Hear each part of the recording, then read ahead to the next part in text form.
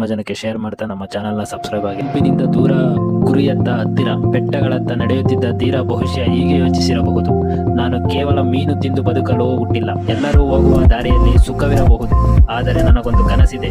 ಆ ಬೆಟ್ಟದ ಆಚೆ ಏನಿದೆ ಎಂದು ನೋಡುವ ಧೈರ್ಯ ನನಗಿದೆ. ಒಂಟಿಯಾಗಿದ್ದರೇನು, ನನ್ನ ಗುರಿ ನನಗಿದೆ. ತೀರರೇ, ಈ ಕಥೆ ಕೇವಲ ಒಂದು ಪ್ರಾಣಿಯದಲ್ಲ, ಇದು ನಮ್ಮೆಲ್ಲರ ಕತೆ. ಜಗತ್ತು ನಮ್ಮನ್ನು ನೋಡಿ ದಾರಿ ತಪ್ಪಿ ಬಿದ್ದೀಯಾ, ನೀನು ಮಾಡುತ್ತಿರೋದು ತಪ್ಪು, ಎಲ್ಲರಂತೆ ಇರು ಎಂದು ಹೇಳಬಹುದು.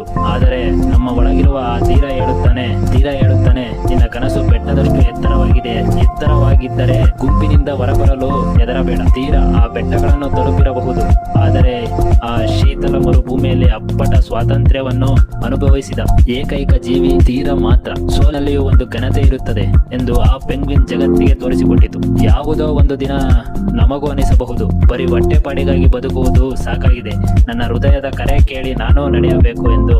ಅವತ್ತು ಜನರು ನಿಮ್ಮನ್ನು ನೋಡಿ ನಕ್ಕರೆ ನೆನಪಿಡಿ, ನೀವು ದಾರಿ ತಪ್ಪಿಲ್ಲ, ನೀವು ನಿಮ್ಮ ನಿಜವಾದ ಹಾದಿಯನ್ನು ಕಂಡುಕೊಂಡಿದ್ದೀರಿ. ಈ ಸ್ಫೂರ್ತಿದಾಯಕ ಕಥೆ ನಿಮ್ಮ ಮನಸ್ಸಿಗೆ ತಟ್ಟಿದೆ.